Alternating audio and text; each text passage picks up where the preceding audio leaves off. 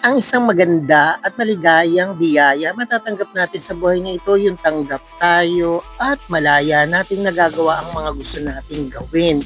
Diba?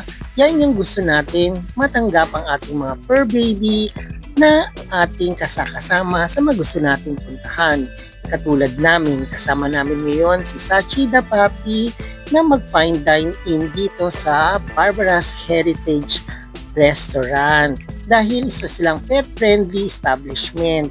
Diba no, ang saya kasi hindi naman lahat tanggap ang ating mga baby. Kaya eto, magandang biyaya sa araw na to na kasama namin siya sa aming pag-fine dine-in dito nga sa restaurant sa Intramuros.